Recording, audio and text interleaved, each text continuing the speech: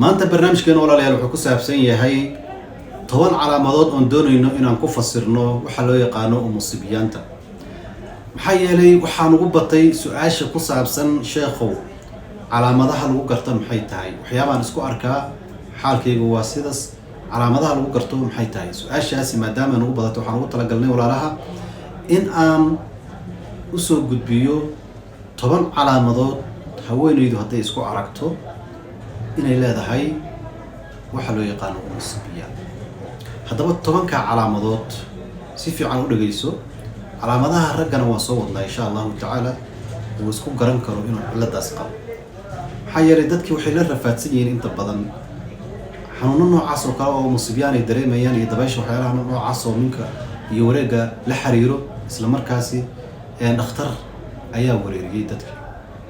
ama waa lagu sheegay haddana system wanaagsan oo looga daaweeyo ayaysan helin. haddaba marka 10kan calaamadood haddaad isku aragto oo tahay qof haweeney ah waxa ku haya cudurka loo yaqaan umusibiyan. haddii 10kan calaamadood 5 kamid ah isku aragto macnaheedu waxa weeyaan ciladu way jirtaa. si fiican u dhageyso. waxaa kamid ah 10ka calaamadood walaalayaal number 1 caadada oo iska socota xilliga ay imaado way iska soconaysaa ilaa muddo marna way wareeraysaa oo xilligii loogu talagalay ma imaanayso. xilliga ay soo socoto ka horna markay soo dhowdahay haweeneydu waxay dareemaysaa xanuun ay dareemaysaa xanuunkaas oo ka qabanayo meelihii ay mari lahayd caadadii xididadii iyo yacni wareega oo dhan inuu xanuunayo qandhana ay qabanayso. waa qodobka koobaad. qodobka labaad ood ku garanayso haddii uu ku hayo cudurka umusibiyaanta iyo dabaysha iyo xasidka iyo sixirka wareega iyo minka gala waxaa ka mid ah dareemaysaa cadaadis miskaha ayaa culays kaa fulaya labada misko culays baad dareemaysaa marmar socodkaa kugu adkaanaya waxaad leedahay maxay tahay yacni culays baad qaybta dambe ee miskaha ayaad ka dareemaysaa. qodobka saddexaad waxaad dareemaysaa kaadi fara badan ayaad isku arkaysaa kaadidaasoo xad dhaaf ah oo haddii aad ka shakiso kaadidaasi oo isbitaal aadood sunkor iska baarto cudurkan macaanka la yiraahdo iska baarto malihid haddana kaadidaadii waa kaadi maaragtay mar walbo kaa imaanayso oo yacni xadkeedu u dhaafsiisan yahay. kaadida haddana way kaa soo dhidhibcaysaa oo dhaqso kaama imaanayso oo sida loogu talagalay kaadida qofku inuu xaajadiisa guto isla markiina ka istijoodo iska taahiriyo uu socdaan loogu talagalay. tan marka waxay sababaysaa maanta dhan qofku musqusha ku jira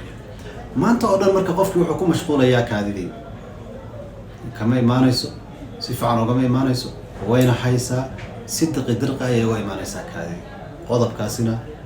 waxaa lagu gartaa calaamadaha umusibiyaanta ay leedahay. qodobka afraad qodobka kale walaalayaal oo lagu garto waxa weeyaan calool fadhi caloosha ayaa fariisanaya haweeneyda qabta xanuunkaas constipation waxa la yiraahdaa ku dhacaya saxaradii ayaa ku adkaanaysa inay saxarooto sida loogu talagalay iyo waqtiyada caadiga ah oo marka Ilaahay subxaanahu wa ta'ala uu talagalay. شفاء لروحي وحبل المتين بلشوي بشارو warheede waa maxay bishaaradu soo moogid in laga raystay xarumihii dadka badan la isku dhex ilaajinayo mid cilaaj uu furay xarun dadka si gaargaar ah lagu daweeyo ilaan xaaji xasadkayga baad ahayd maxaad mar hore ii geen wayday xaruntaas sida gaarka ah dadka loogu daaweeyo waa adiga 100 qof igu dhex daray. cudurrada laga daaweynayo waxaa ka mid ah dhiig furanka waalida caado wareerka umusibiyaanka gabdhaha wejiga ka halaabay baabasiirka dhagaxa kiliyaha gala xoojinta raganimada isha dhiigkarka sokorta naxdinta kili xanuunka waswaaska madax xanuunka jinka dhalmala'aanta dhasha Allah bixiye toobinta iyo kuwa kale oo fara badan. waxaa xanuunaya dhabarka ayaa xanuunaya haweeneyda qabta umusibiyaanka khaasatan qaybta u dambaysa ee dhabarka ayaa xanuunayso dekaamayso oo zaid u xanuunayso. waxay leedahay waxay yeelanaysaa kulayl iyo olol korka oo dhan ka baxaya madax xanuun yani qandho kuleyl zaa'id ah cirbaha oo xanuun calaamada noocaas ayaa dareemaysaa qofka qabo musiibiyada haweeneydu waxay yeelanaysaa waxa loo yaqaano dhiciska waxa loo yaqaano ayay yeelanaysaa dilag ilmaha markay caloosha galaan 3 bilood 2 bilood markay joogaan way soo dhacayaan dilin joogto ah dhabarka xanuunaya kadibna ilmihii ma soo dhacaya qodobkaasna waa calaamadaha lagu garto ayuu ka mid yahay haweeneyda qabta xanuunkaas ku saabsan musiibiyanta waxaa lagu gartaa xinaaq fara badan bay leedahay dulqaad yari ayay isku arkaysaa waxba uma dulqaadan karto hadal yar ayay waxay ka dhigaysaa wax weyn dulqaadka oo dhan ayaa ka dhimanaya caruurta way leynaysaa way dilaysaa caruurta odaga way la dagaalaysaa haddii dee qof reer aan lahayn ay tahayna sidoo kale xinaaqeedu turabo wey qof stress ku furan yahay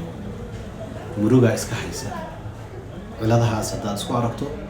waxay ka mid tahay calaamadaha lagu garto oo musiibiyada caloosha ayaa gariirayso vibrating samaynaysa marba dhinac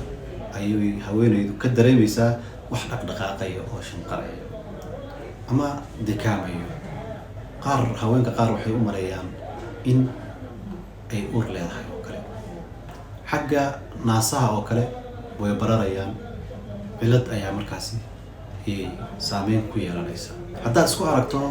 5 ka mid ah ciladahaas xanuunkaagu waa xanuunada loo yaqaano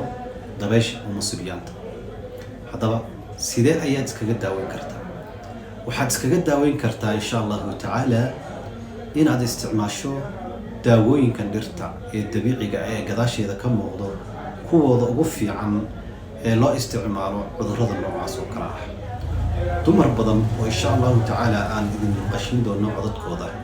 dumar badan oo waxaa jira ilaahay subxaanahu wa tacaala uu ku caafiyey oo xanuunada noocaas oo kale la daalaan dhacay sidaas awgeed waxaan jeclaaday inaan idinla wadaago daawooyinka ugu wanaagsan ee lagu daaweyn karo xanuunka noocaas oo kale ah